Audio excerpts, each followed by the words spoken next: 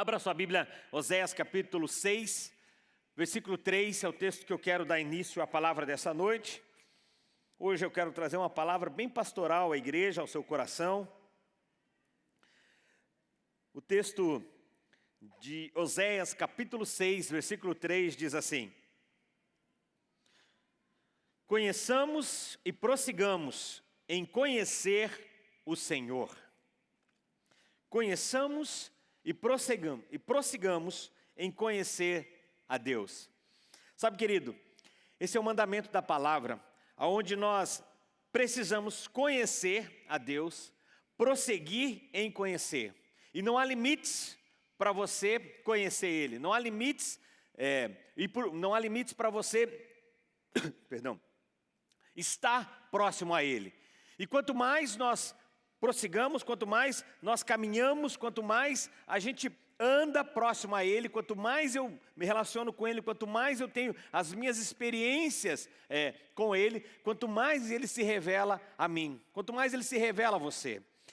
O salmista declara no Salmo 25:14, diz: a intimidade do Senhor é para os que o temem, aos quais Ele dará a conhecer a sua aliança. Temos uma aliança em Cristo Jesus com o nosso Senhor, mas a intimidade, o relacionamento que nós temos com Ele, cada vez mais nos torna próximo a Ele, perto dEle. E esse é o desejo, para que a gente continue sempre prosseguindo em conhecer. E como eu falei, não há limites para nós conhecermos a Deus.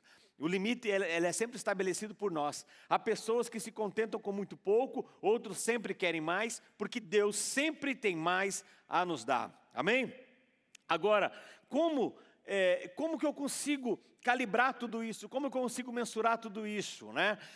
Caminhar com Deus, conhecer a Deus, estar mais próximo a Ele, desenvolver um relacionamento com Ele, um relacionamento não de Deus com o homem, um relacionamento de pai com o filho.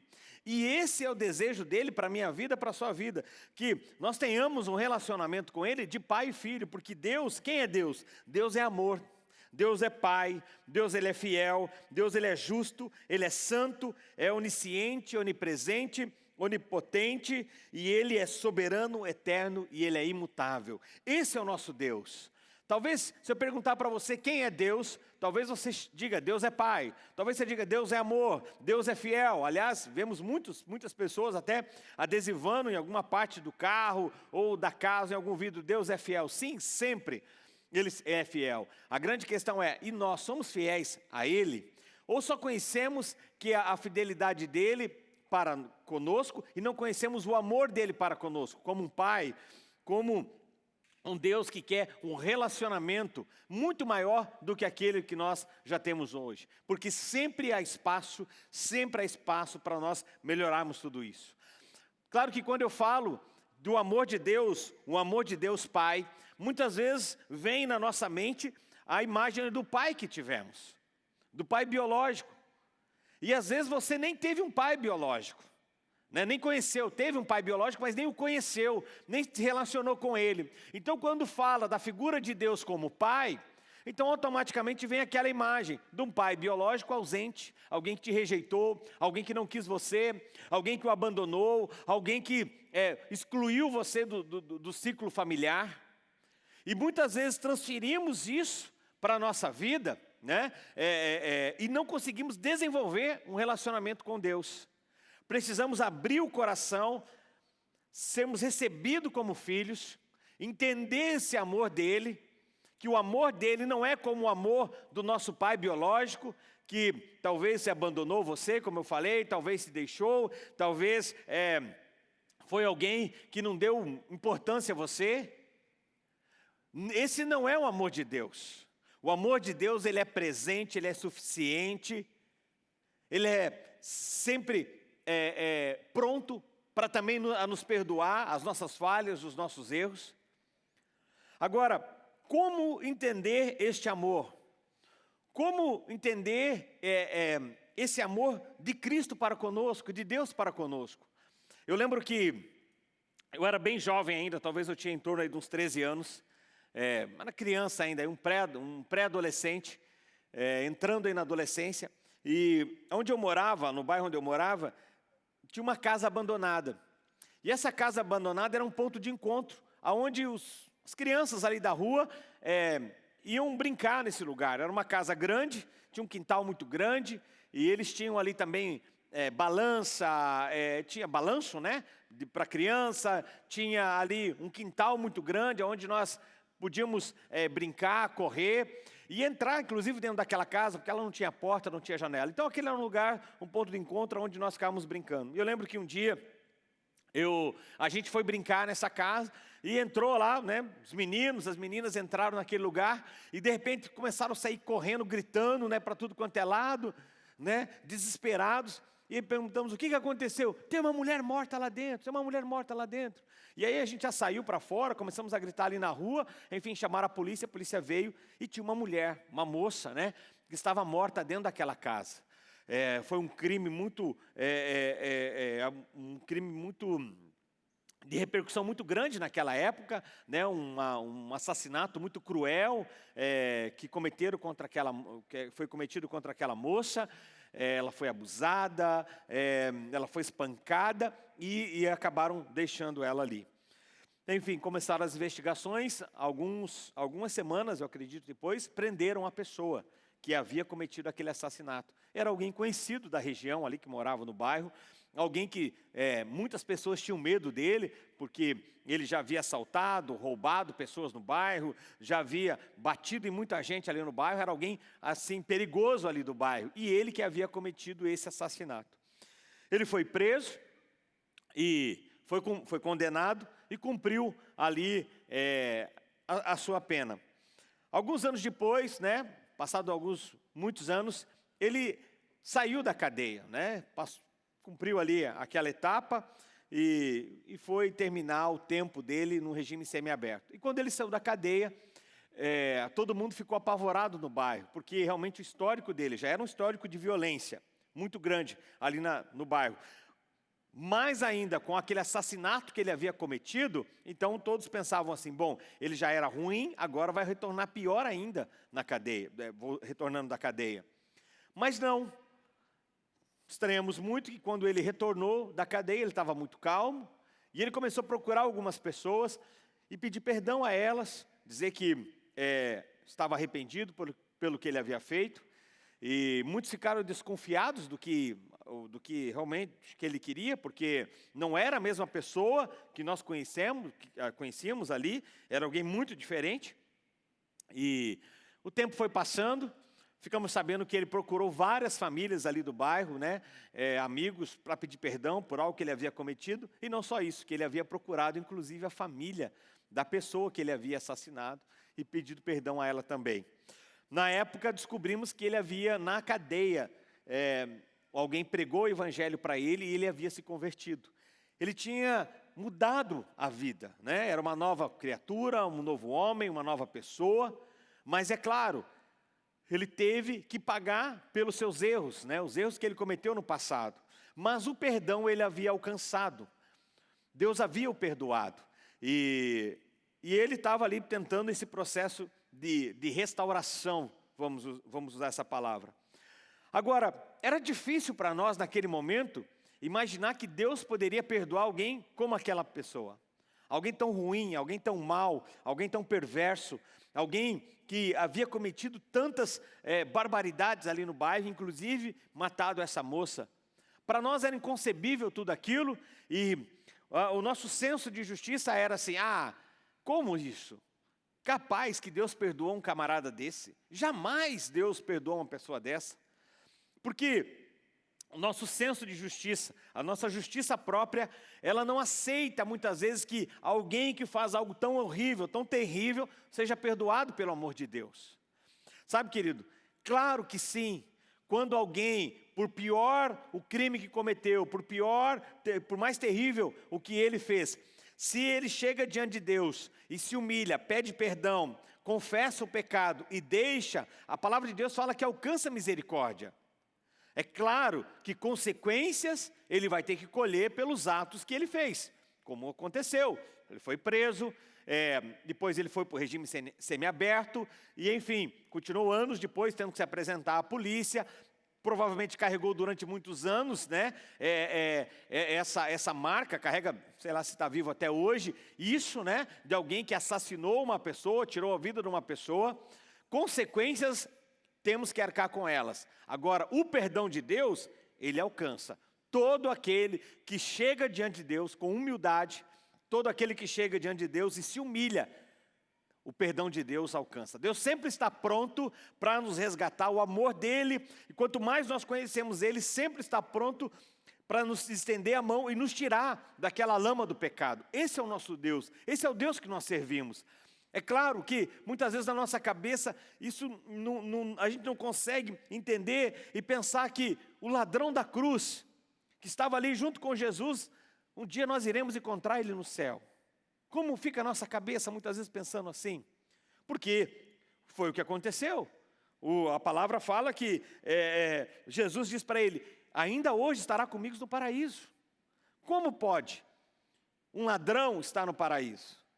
Não existe dois céus. Não existe primeiro andar, segundo andar, terceiro andar, quarto andar. Primeiro andar, só aqueles que nasceram na igreja, sempre foram fiéis a Deus, nunca fizeram nada de errado, tudo bonitinho, então vai primeiro andar. Segundo andar, aqueles que nasceram na igreja, mas se desviaram, deram uma volta pelo mundo, se arrependeram, ficam no segundo andar. Terceiro andar, aí já vem os crimes, esse aqui então. Quarto andar, isso aqui é a pior espécie da nação, agora converteu, fica aqui. Não existe, é um céu só. Todo aquele que confessa o seu pecado e o deixa, alcança a misericórdia. Então, é importante eu e você entendemos isso. Quando nós entendemos esse amor de Deus Pai, quando Ele nos alcança, Ele nos perdoa também aquilo que fizemos de errado. Agora, eu tive alguns anos atrás, no Camboja, eu, a Adri e um casal aqui da igreja, fomos visitar a missão lá, a missão Adore, lá no Camboja. E quando nós estávamos ali, naquele país, nós tivemos contato com a realidade daquele país. Eu não sei se você conhece a história do Camboja, mas no ano de 75 a 79, houve um ditador ali, sanguinário, podemos dizer assim, fascista, que matou matou em torno de 3 milhões de pessoas naquele país. 3 milhões de pessoas foram assassinadas por ele. Mais do que uma Curitiba toda, esse homem assassinou. Quando ele tomou o poder, no dia que ele tomou o poder, ele matou todos os seus pares, os seus companheiros, inclusive gente da família dele, ele matou. E ele depois começou a prender médicos, juízes, policiais. A alta classe da sociedade, ele foi eliminando. Toda a alta classe do país. Mais do que isso, como eles estavam em guerra com os países vizinhos, Vietnã ali, outros países, eles não usavam arma de fogo para exatamente não gastar toda a munição. Então eles matavam essas pessoas com machadada, paulada, enfim, asfixiada, de alguma forma eles usavam muito pouca arma de fogo. A gente visitou um lugar lá que parece que só naquele lugar, era uma área grande, assim, tipo, como se fosse um parque Barigui, era uma grande fazenda, e depois se transformou num parque, e segundo nos falaram ali, só naquela área, só naquele lugar, eles encontraram quase 300 mil mortos naquele lugar, enterrados, soterrados, né? Só os ossos ali, e muitos ainda estavam sendo encontrados. Existia um lugar lá assim, onde eles só matavam crianças, né, assim, e colocavam próximo a uma árvore. Então assim, você fica imaginando o nível de alguém cometer algo assim. Mais do que isso, você fica pensando, como pode, não sei como terminou a história desse cara, eu sei que ele foi preso, depois acabou morrendo, enfim. Mas a gente fica pensando, será que o amor de Deus pode alcançar uma pessoa como essa? Será que tem misericórdia para ele? Será que tem misericórdia por um Hitler, que assassinou quantas milhares de pessoas? Há misericórdia para uma pessoa dessa? Porque o nosso senso de justiça, ou a nossa justiça própria, ela não consegue imaginar que alguém que fez tanta maldade como essas pessoas fizeram, o amor de Deus pode alcançar elas. Mas deixa eu dizer algo para você. Se houver arrependimento, se houver uma mudança de atitude na vida desses homens que foram maus ou são maus, a misericórdia e o amor de Deus alcança eles também. Eu sei, pastor, então quer dizer que nós podemos então levar a vida de qualquer jeito, fazendo mal, que aos 44 do segundo tempo a gente vai lá, se arrepende e tudo fica certo? Não, não faça isso. Porque talvez você não tenha essa oportunidade. Talvez você não tenha chance de fazer isso. Mas o que eu estou querendo dizer para você é que o amor de Deus, e quando você começa a conhecer, a se relacionar com Ele, o amor de Deus pode alcançar, inclusive, pessoas que fizeram coisas como essas que eu falei, ou barbaridades semelhantes a essa. Quero mostrar na Bíblia isso para você. Alguém que foi tão terrível quanto esses homens que eu estou dizendo aqui para você. Lá, 2 Crônicas, capítulo 33, a partir do versículo 1. Como eu falei, essa noite eu quero dar uma palavra pastoral a todos vocês. Algo que eu tenho certeza que vai abençoar muito a sua vida e vai abençoar você, inclusive, para abençoar outras pessoas, falando do amor de Deus. 2 Crônicas, capítulo 33, a partir do versículo 1, fala a história do rei Manassés. Diz assim o texto: Tinha Manassés 12 anos de idade quando começou a reinar, e 55 anos reinou em Jerusalém. Fez o que era mal perante o Senhor, segundo as abominações dos gentios, que o Senhor expulsara de suas possessões, diante dos filhos de Israel.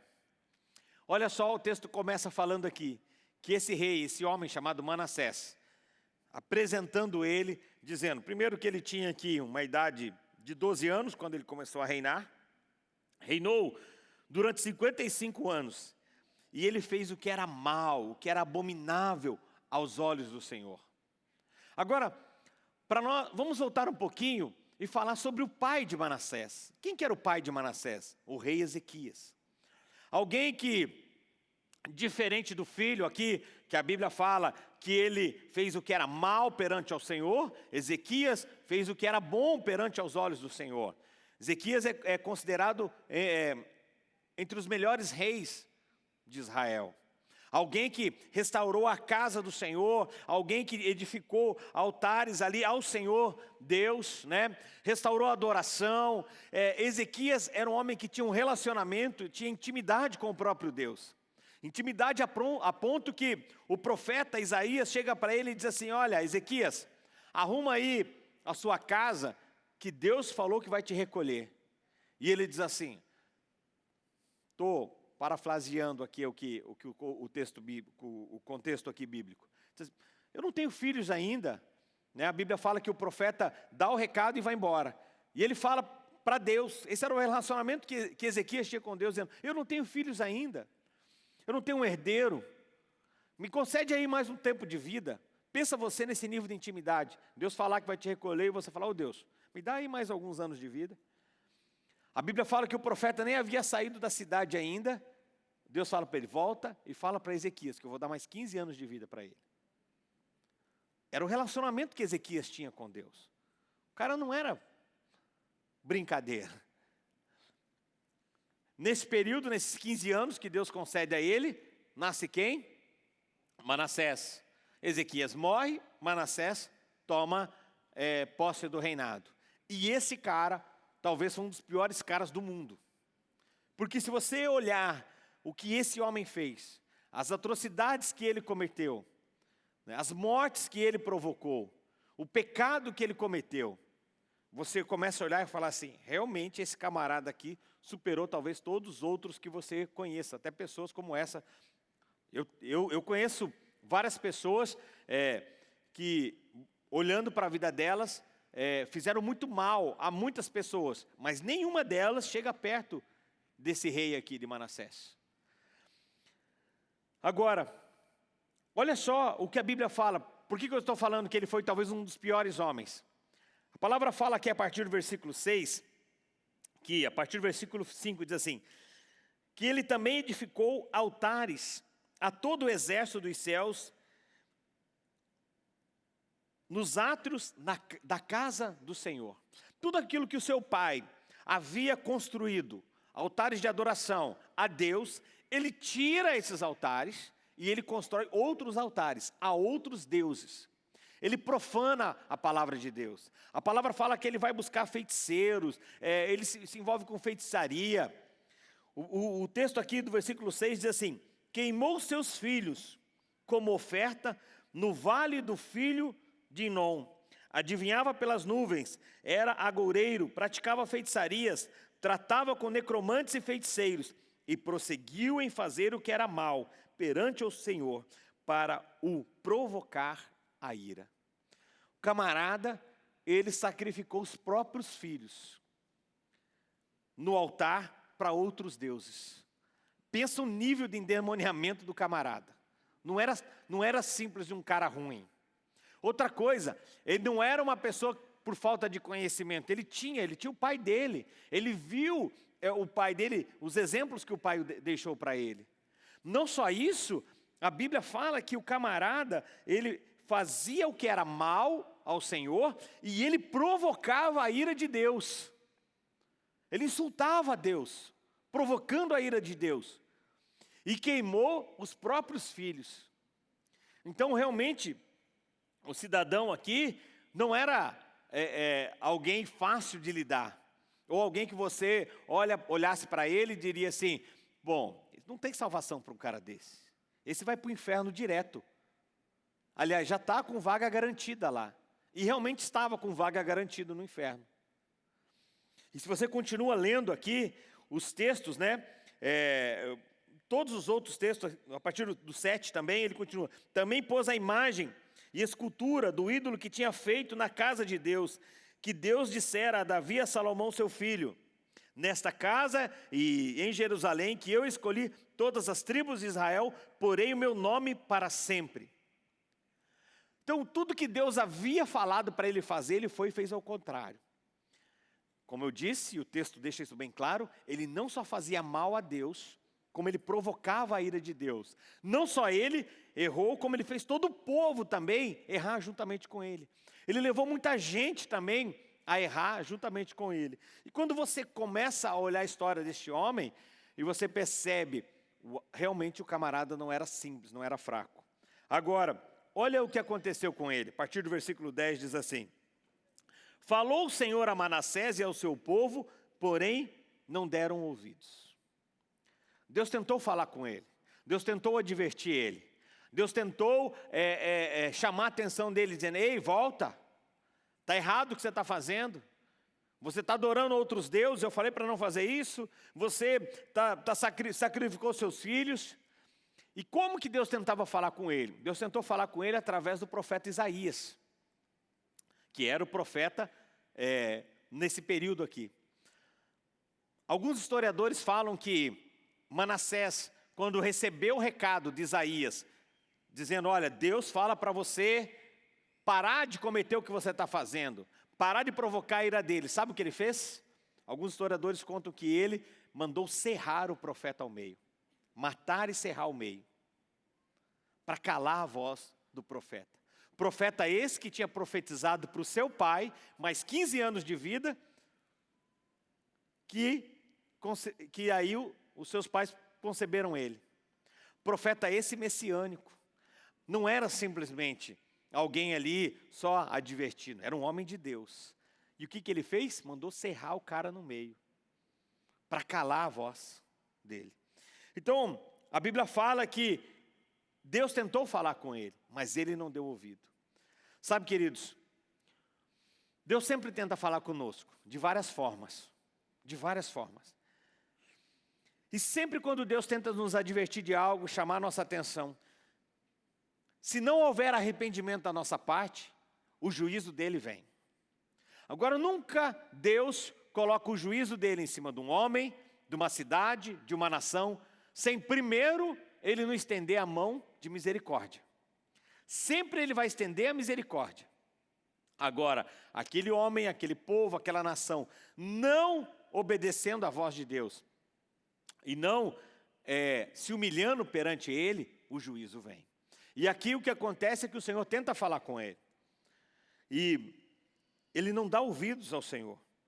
Agora, sabe o que acontece por ele não dar ouvidos? A Bíblia fala aqui: pelo que o Senhor trouxe sobre eles os príncipes do exército do rei da Síria, os quais prenderam Manassés com ganchos, amarraram ele com cadeias e o levaram à Babilônia. Deus tentou falar com ele, ele não ouviu.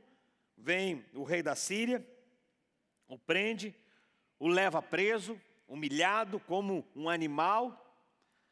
E aí, na cadeia, no cativeiro, preso, ele o quê? Versículo 12. Ele, angustiado, suplicou ao Senhor, seu Deus, e muito se humilhou perante ao Deus de seus pais. Aqui veio o ensino que ele recebeu em casa. Por isso, muitas vezes a gente recebe pessoas, pais que falam assim: pastor, eu estou fazendo tudo certo, tenho uma vida santificada no meu lar, na minha casa, mas o meu filho, a minha filha não quer caminhar nessas verdades. O que eu faço? Eu falo: continua fazendo o que você tem feito. A Bíblia que ele está lendo é a sua vida. Por mais que ele não queira hoje seguir esse caminho, ele está tendo um exemplo em casa. Não pare de orar por ele, não pare de interceder por ele, não pare de interceder por ela. Um dia ele vai lembrar disso. E a Bíblia que ele está lendo é a sua vida. Aqui, Manassés lembrou o quê? Do Deus de seus pais. Versículo 13 diz assim: e fez-lhe uma oração. Ele no cativeiro, esse homem que matou pessoas, matou os filhos, fez todo um povo pecar, matou o profeta, cerrou o profeta ao meio, num cativeiro. A Bíblia fala que ele fez uma oração. E qual foi a resposta? A palavra de Deus continua dizendo: e Deus se tornou favorável para com ele. Atendeu-lhe a sua súplica e o fez voltar para Jerusalém, ao seu reino. Então reconheceu Manassés que o Senhor era Deus. Sabe, querido, não há abismo tão profundo que talvez você esteja, que a graça de Deus não pode te alcançar. Não há abismo tão profundo que a graça, a misericórdia de Deus não possa nos alcançar. Agora, é claro, há consequências pelos nossos erros.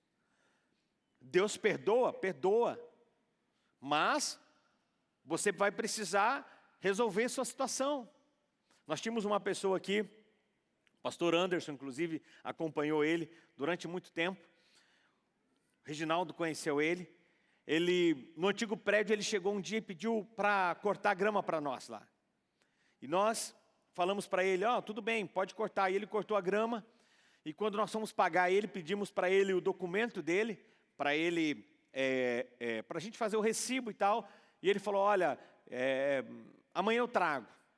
Passou mais um dia, o Reginaldo tentando pedir para ele: olha, me dá os seus documentos. Acho que foi o pastor Anderson ainda, né? O pastor Anderson, me dá seus documentos, eu preciso fazer o recibo para lhe pagar. E ele não dava os documentos. E até que um dia ele pegou e falou assim: olha, eu não tenho documentos. Eu sou um ex-presidiário, meus documentos estão todos presos, eu não tenho documentação nenhuma. Ele havia cometido latrocínio, só o assassinato, só latrocínio, né? Ele falou: eu cometi um latrocínio e eu peguei alguns anos de cadeia e eu fugi. E desde então eu sou um fugitivo. E por isso eu não tenho documento, eu não posso dar para você fazer o recibo para eu receber. Lembro que o pastor Anderson conversou com ele e falou assim: mas você está disposto a mudar de vida? Ele falou assim: eu estou disposto a mudar de vida. Ele falou: ninguém sabe dessa minha história, eu estou abrindo para você. Esse homem falou para o Anderson: eu estou contando isso para você porque eu estou confiando em vocês aqui na igreja. E o Anderson falou: eu estou disposto a te ajudar, a tirar você dessa vida, a tentar arrumar a tua documentação, mas você vai ter que pagar pelo erro que você cometeu. E eu lembro, para encurtar aqui a história, o pastor Anderson começou a discipular ele, a cuidar dele, a dar todo um tratamento ali para ele. E esse homem foi se convertendo, foi se arrependendo, sabendo que um dia iria ter que pagar por aquilo que ele havia feito. Nós conseguimos um advogado para cuidar da situação dele. Esse advogado começou a cuidar e ele falou assim: olha, mas você vai ter que se apresentar à polícia E quando você se apresentar, você vai ser preso e você vai ter que tirar ainda mais alguns anos de cadeia. Se eu não me engano, faltava de 10 a 12 anos ainda ele tinha para terminar. Era muito tempo que ele tinha ainda para terminar na cadeia. Quanto? 10 anos ainda ele tinha para tirar de cadeia. Mas ele se arrependeu. Ele trouxe a família para a igreja, se converteram ali. E ele falou, ok, eu estou pronto para me entregar à polícia, para terminar o meu tempo preso. Eu lembro que ele foi para o nosso retiro de integração, né? E no retiro de integração, depois que ele fez o retiro do nosso de integração, que ele se tornou membro da igreja, no outro dia, foi o dia que a gente apresentou ele para o delegado de polícia para ele ser preso. Ele falou, antes de eu ser preso, eu quero fazer todo o processo de integração para a igreja. Pensa num crente obediente, irmão, né? Quero fazer todo o processo de integração. E fez, né, Anderson? Fez retiro de integração, fez membresia, fez tudo. No domingo, a gente orou com ele no retiro de integração. Na segunda-feira, o pastor Anderson acompanhou ele e levou ele, porque já estava todo, né, o advogado cuidando de toda a situação, levou ele e apresentou ele na delegacia para ele terminar ali o tempo. Nós, como igreja, fizemos algumas cartas dizendo que ele estava congregando conosco, que estava mostrando ali um bom testemunho naquele momento, né? A gente fez algumas declarações ali escritas para colocar todo no processo dele. Aí começa um milagre na vida deste homem, quando ele entende que o amor de Deus o alcançou, Deus perdoou ele, mas agora ele tem que o quê? Pagar pelo erro que ele cometeu. Só que quando ele foi se entregar à polícia para terminar o tempo de prisão dele, e isso, assim, faltava 8 anos, mas ia ser julgado ainda, talvez poderia reduzir, talvez tivesse que fazer os próprios 8 anos, né? Se eu perder alguma ponta da história aqui, você pode... 10 anos, não 8. Você me ajuda, Anderson, que você esteve mais perto dele. Enfim, quando o pastor foi entregar ele na delegacia, chegando lá, você falou para o delegado a história, né? Olha, eu vim aqui, não vou falar o nome dele, ele já partiu, ele faleceu, e por respeito até à família, eu não vou falar o nome dele, mas quando o pastor Anderson foi com ele, para ele se entregar lá naquela delegacia, contou para o delegado toda a história. Olha, essa pessoa assim, contou toda a história. O delegado, olhando toda aquela história, falou, bom, se eu colocar você aqui dentro da cadeia agora, junto com os outros presos, você talvez saia daqui pior do que você está entrando agora. O delegado ali pegou e falou, vamos fazer o seguinte, o que você fazia lá na igreja? Eu fazia manutenção, porque daí ele já estava até trabalhando conosco, fazendo manutenção, algum serviço. Deixou ele fazendo manutenção da cadeia. Era quase um José, assim, né? Começou a fazer a manutenção ali da cadeia. O milagre veio que algum tempo depois, houve um mutirão não sei os termos técnicos, houve um mutirão, lembra como é que era? 3 meses depois houve um mutirão para esvaziar o sistema penitenciário.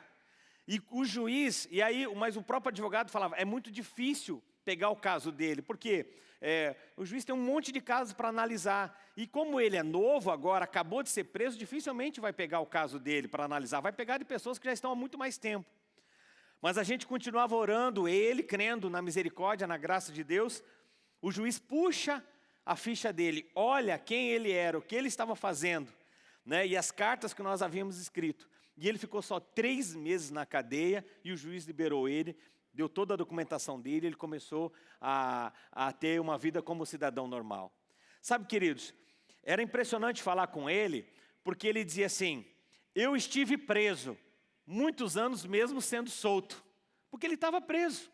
Mesmo estando solto, né, foragido, ele estava preso, porque não tinha um documento, ele não podia se identificar, ele não podia trabalhar, e enfim, né, depois dessa situação, nós conseguimos tirar toda a documentação dele, foi restabelecida a família dele. O perdão, ele já tinha alcançado há muito tempo o perdão de Deus sobre a vida dele. Mas a consequência pelo pecado dele, pelo erro dele, ele teve, e ele foi arriscado. pela graça, pela misericórdia de Deus, só foram só 3 meses, mas poderia talvez ter ficado 2 anos, 3 anos, 5 anos, ou até os outros 10 anos, né, que ele tinha que terminar de cumprir. Mas, por que eu estou contando tudo isso para você? E por que eu estou hoje dando essa palavra a você? Manassés, um cara ruim como esse, que fez tanta coisa, tanta maldade, ele abre o seu coração. A Bíblia fala que ele se humilha perante o Senhor, angustiado, né? Ele suplica a Deus ali, falando perdão a Deus. E Deus o quê? O perdoa. Ele faz uma oração e Deus se torna favorável a ele. Por que Deus se torna favorável a ele? Porque vê um coração contrito e quebrantado. E isso Deus não rejeita, um coração contrito e quebrantado na presença dele. Sabe, irmãos, eu não sei como você tem vivido ao longo desses anos, mas o que eu tenho para dizer para você essa noite, ainda que seja para uma pessoa que está aqui essa noite, não importa como você viveu ao longo de toda a sua vida, não importa o que você fez, não importa se você roubou, se você adulterou, se você se prostituiu, não importa o tamanho do seu erro, do seu pecado. O que importa hoje é você se arrepender e dizer, eu quero ter uma mudança de vida, porque Deus está sempre pronto a te perdoar. Deus está sempre pronto a estender a mão e tirar você dessa lama de pecado. Deus está sempre pronto a fazer isso conosco. Deus está sempre pronto a nos tirar do império das trevas e nos trazer para um reino de luz. Ele está sempre pronto, mas nós precisamos fazer a nossa parte. Ele, Deus, a misericórdia dele está sempre querendo nos alcançar. A grande questão é que muitas vezes nós não acreditamos nessa misericórdia. Achamos que já estamos condenados. Não reconhecemos Ele como Deus Pai. Não reconhecemos Ele como um Deus de amor. Então sempre ficamos o quê? Fugindo daquilo que Ele tem para as nossas vidas. Essa noite, a palavra que eu tinha a falar a você, a colocar no seu coração Deus está sempre pronto a te perdoar. Deus está sempre pronto a escrever uma nova história na sua vida. Não importa o erro que você cometeu, não importa a forma que você viveu, importa a forma que você vai viver daqui para frente. Amém? Talvez ao longo dos anos você tenha vivido uma vida toda errada. Agora, Deus, Ele diz assim, eu não aprovo o que você está fazendo, mas se hoje você se arrepender, a palavra de Deus diz, certamente ouvires a voz de Deus e se arrepender, confessa os seus pecados e se arrepende, a misericórdia dele alcança. Agora, se você não quer se arrepender, não quer se humilhar, não tem como Ele vir e fazer um milagre na sua vida, não tem como Ele trazer a restauração. Por isso, a palavra dessa noite para a sua vida, para o seu coração arrependa-se. Deus está sempre pronto a lhe perdoar e estender a mão para você. Eu quero orar com você. Eu quero pedir graça e favor de Deus sobre a sua vida. Eu queria que você pudesse ficar em pé neste momento para nós estarmos orando. Talvez, quando você olha histórias como a desses homens, você pensa assim, bom, eu não fiz nem 1/3 do que esses homens fizeram, então para mim está muito mais fácil. Depende.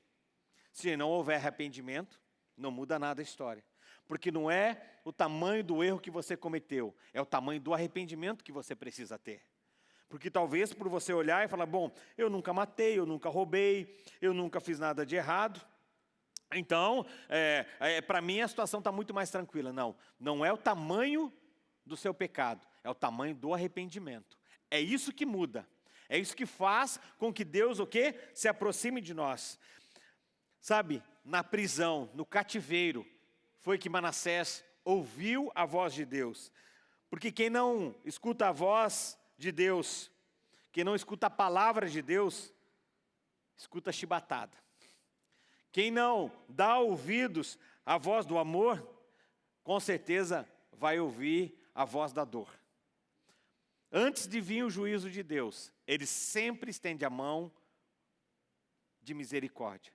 Agora, se não nos arrependemos, se não voltamos para Ele, então o juízo vem, a pressão vem. Manassés teve que ir lá para o fundo do poço, não precisava passar por tudo isso, mas ele teve que ir lá para o fundo do poço. E lá no fundo do poço, clamar a Deus e Deus o tirou daquele lugar. Não espere chegar ao fundo do poço. Não esteja nesse lugar. Mas talvez não deu mais tempo, talvez você já está lá. E se você já está lá, peça a Ele, fala: Senhor, tem misericórdia da minha vida. Tem misericórdia de mim. Se humilhe na presença dEle. Busque a Ele. Porque Ele sempre está pronto para te alcançar.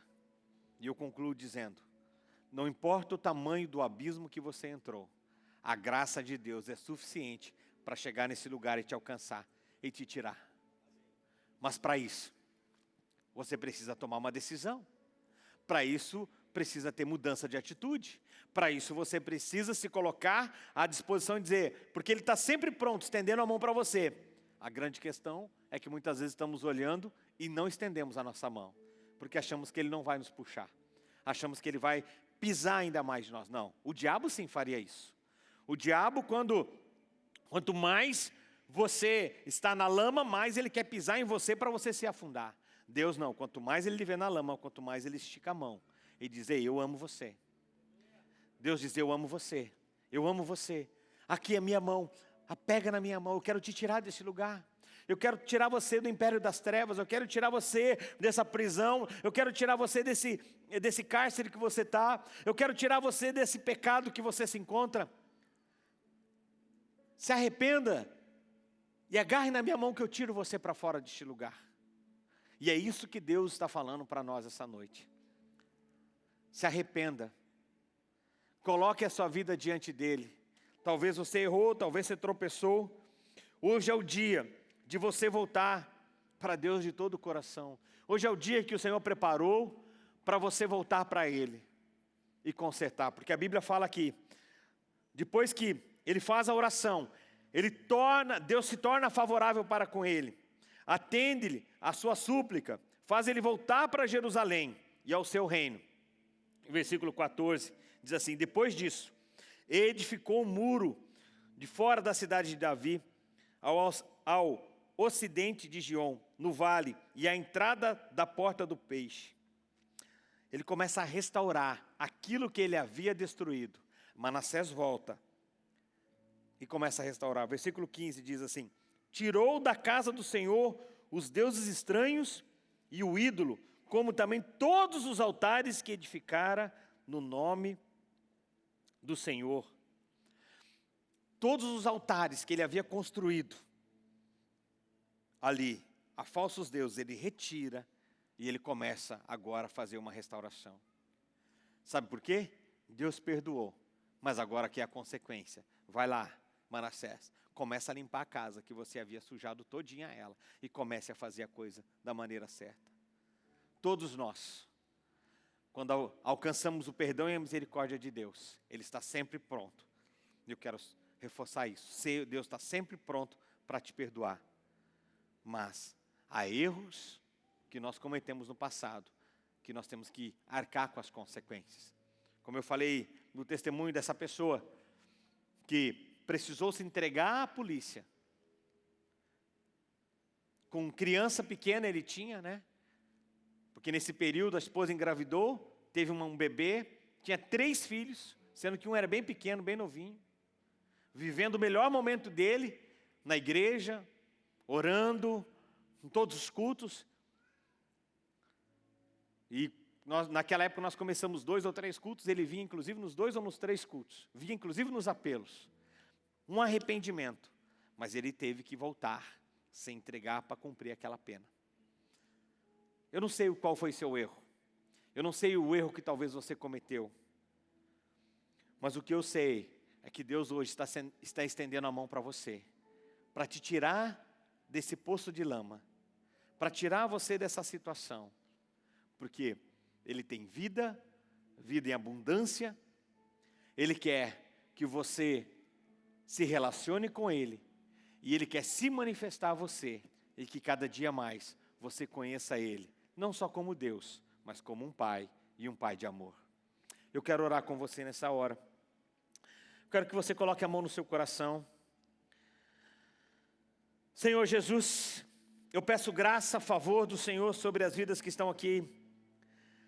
Deus, eu peço graça e favor para aqueles também que estão nos ouvindo neste momento. Vem, Senhor, e derrama graça, favor sobre essas vidas. E em nome de Jesus Cristo, Senhor, vem, Senhor. Vem e faz um milagre nessas vidas, Senhor. Pai, que o teu arrependimento possa vir sobre esses corações. Que eles possam se voltar ao Senhor. E assim como foi com Manassés, que o Senhor dê mais uma chance para todos aqueles que pedem: Senhor, me perdoa pelo meu erro, me perdoa pelo meu pecado.